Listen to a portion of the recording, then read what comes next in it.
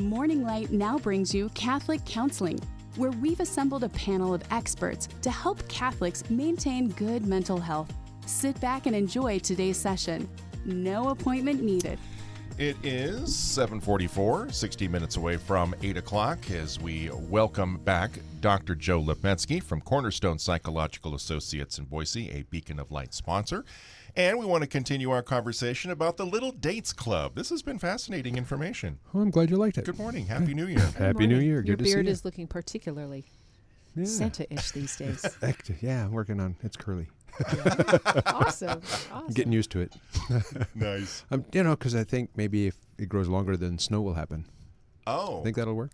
I hope not. Oh, go for it. Yeah. I'm behind you all the the way. skiers are like, hey, this grass, not too fun. Snow can stay in the mountains. It can snow for feet up in the mountains. That's where it should be. That's where it should be. Yeah. But me down here in the valley. Yeah, I don't like to have to shovel it. No. Yeah. So Put it on the ski resort. Well, last time we were talking about kind of the introduction of the idea of the Little Dates Club, and now we've got a little bit of an orientation, and we'll see if we can get through all this today. If not, we'll continue in February because, Lent dating. Yeah. Sacrifices are made.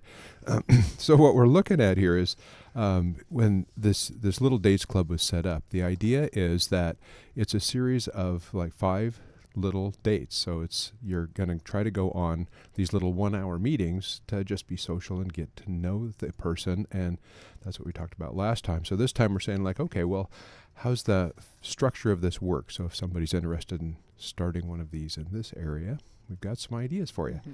Mm-hmm. So the idea of that there's notes for ladies and for guys. So they want guys to be gentlemanly and they want women to be feminine. So they're saying suggested dress for the ladies would be having a dress or skirt and a top. And you want to put your best foot forward and just be your genuine self. So, they don't want to do, like sweats or that kind of stuff. And it's not a really formal thing. And I guess that just because these dates are like an hour long where it's just you're being social, trying to get to know somebody. So it's just that first time, it's just like, how do we do that? What do we do? What do we say? And to keep it at an hour, maybe an hour and 15 minutes, kind of like you're going for coffee or, a quick lunch kind of thing. So they're saying the idea is you want to, for the girls, they're trying to set up, 3 or 4 times a week that they're doing these little, get together for coffee kind of things for about an hour long, and they're dressing nice for that. And to set when you're getting ready for the date, not to be doing all the conversation on the text ahead of time. The texting ahead of time is just like, we're going to meet at this time, at this location, and on this day. And so then you're showing up and you're saving the conversation for when you're actually face to face. And one of the things that they were stressing in this is to know exactly where the place is and how long it takes to get there. And just to say, even, for older adults like myself, saying like, hey, if I'm having a lunch meeting with somebody and I'm heading to the restaurant and I think it's in Meridian and they're going to the restaurant in Boise and they're saying, well, I'm here, where are you? Well, I'm at the address, so knowing we're both going to the same restaurant, we're both going to the same coffee shop, that's, and then how long it takes to get there. Because especially for younger people, the idea of it takes a little practice to figure out driving time. And I know even like with going to doctor's appointments and stuff, you could be going and, hey, that train that hardly ever comes through Boise, and you're sitting there waiting, or the day that you're wanting to go down there, everybody and their dog is on the road and it takes like, an extra 10 minutes. So allowing for how long it takes to get there. So, and the importance of punctuality, because I was always grown up told if you're 5 minutes early, you're 10 minutes late, right? Type of thing, that you just be on time and respect the other person's time by not being late. Well, and so another thing about respecting the other person's time is like you show up like a little early, and then the idea of before you go running on in there to say a little prayer, saying, come on, I'd like to invite the Lord to be here to help me be focused and be my best, and to kind of learn what you want to teach me in this meeting, and understanding you're going to go on 2 or 3 of these a week, maybe 4 or 5, depending, because the guys are trying to set up 5 to 7, and they want the girls to go on 2 or 3, so that you're going through getting to know each other and getting to interact, but it's just about let's have a conversation for an hour. Let's get to know what do you like, and I've got a list of open-ended questions, that kind of thing. Another thing that they're stressing is when you're there, don't take your phone. Put it in your pocket. Leave it in the car. And we were at a meeting yesterday with the staff at St. Mark's, and Father Caleb was talking about one of the things that he's started practicing. And he said he had an epiphany to say that, raise your eyes and look around you. And so he said, when you're on your phone, you're looking down. And so the example in the Dates Club is they had this guy that had traveled a couple hours to go on this date, and she looked at her phone the whole time, and the date was like 38 minutes. So he drove 2 hours, watched her stare at her phone, and then drove 2 hours home. He said, come on, be respectful. So the other person's traveling quite a ways to get to know you. Be there with them and not on your phone. So put it in your pocket, leave it in your car, that kind of thing. So that's another thing. Then when you're talking, what kind of things would you think would be good to talk about? So saying like, do you want to be grumbling and griping and telling them all the things you're upset about and how you hate the world? Or do you want to be more positive and saying like, hey, here's the things I like. Here's the things I want to do, or what are you interested in? Those kind of open-ended things. So they're saying avoid things like complaining, negativity, talking about money, or complaining about the opposite sex. It's like, oh man. Don't debrief your other dates. And so the idea of stay positive, what do you like to do? And if the things, you're thinking about it both ways, you can flip it around the other way, saying like, I'm going to be with somebody, they're as nervous to see me as I am to see them. How could I make this enjoyable for us? What's some positive topics we can talk about, and just the idea of like, this, like Brian saying like, I don't want to shovel the snow. So what would we say? Like, hey, look how clean my yard is. I could flip that around. Another thing is to say, it's interesting that they had in this, find something positive about the place they chose to meet and share it with them. Like, hey, this is a really nice place. I like that they have, whatever the decoration is on the wall. And I was just thinking of back when I was in Oregon working with child protection, and they're saying like, okay, you're coming with child protection and the police to take a kid who's getting abused. How do you get in the house?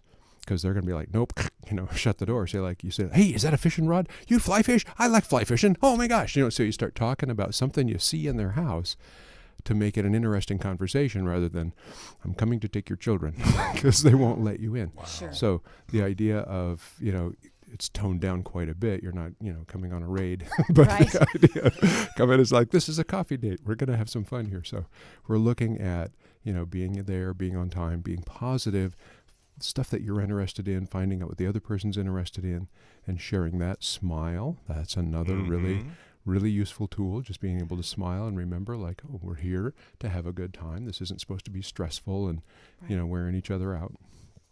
So then we're going to look at keeping the conversation going. And that's one of the things where you're looking at is, the example they're using is like a volleyball game where, you're saying a part and listening and trying to remember, and then they're saying a part and you're, answering, and they're trying to listen to you. So it's going back and forth. And if it starts to stall out, they're given little open-ended questions, and the idea is you write some of them you like on a card and put it in your pocket. So if it starts to kind of stall out, like, what do we talk about now? You kind of say like, oh, let me check my list. And you're looking at the kind of things that are enjoyable. So some of the things, the topics there for the open-ended questions is like the hobbies you enjoy. How do you like to spend your weekends or your days off? How do you unwind after a long day? So it's talking about positive things. Yeah. What do you do for fun? How do you play? Are there any fun trips that you've been taking, or any that you're going to go on? What would your dream vacation look like? So it's not just like, do you have a dog? Right. How many? What's its name? You want to kind of keep it open-ended, so it's not just a yes, no, or here's the facts. It's like, let's talk about this a little more. What's your favorite restaurant? Is there something on your bucket list that you'd like to do that you haven't done? Or like with my backpacking trips, is talking about where have you gone? That kind of things. What kind of, do you like to hike on the beach? Do you like to hike on the mountains? And just, you want to camp by a lake, or, go see waterfalls? What kind of things are important to you that way? Music that you like, books that you've read, favorite thing you do outdoors, or your favorite season of the year, most exciting thing you've done in the past year. things like that, where it's just, the idea is you're opening it up to tell stories.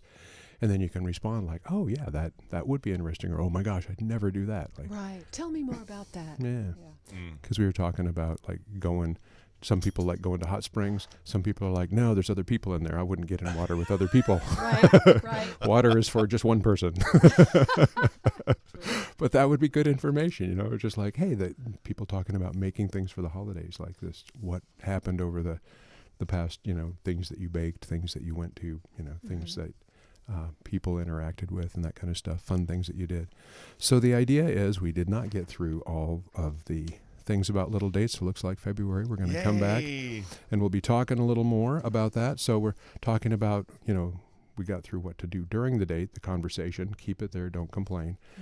And then next time we'll look at how do you end the date, and then asking for a second date or responding if you're asked for a second date or a third date, and how to get through that and not ghosting people by saying like, oh, I just don't talk to that guy ever again, or don't talk to her ever again. There's some etiquette about how do you close a relationship, or how do you keep it going when just keeping it in these 1 hour date structures so you're getting to know each other and people are taking their time to be friends. Excellent. People want to learn more about you. How do they get in touch? I'm going to be at Cornerstone Psychological, and that's 208-373-0790 or cornerstonepsy.com. That wraps up Terrific Tuesday. Later today, go to saltandlightradio.com, click the Morning Light page, and hit segments if you missed any of today's show or previous programs. Please watch the show on YouTube. Thank you if you're doing that. Ring the bell, like, subscribe, all of that good stuff. Download the Salt and Light Radio app. Visit the website for all of our upcoming events. Thank you to our guests today, Josh Andrus, John Keenan, Deacon Lou Aaron, and Dr. Joe Lipetzky. Coming up tomorrow, Faith and Feast with Teresa Zapeta, our Man Up segment, and Carol Brown joins us to shine the spotlight on upcoming Salt and Light Radio events. Please join us for a wonderful Wednesday edition of Morning Light. We'll see you tomorrow. Hi, this is David Fortin from Through the Fire. Please join Deacon Don Prendergast and me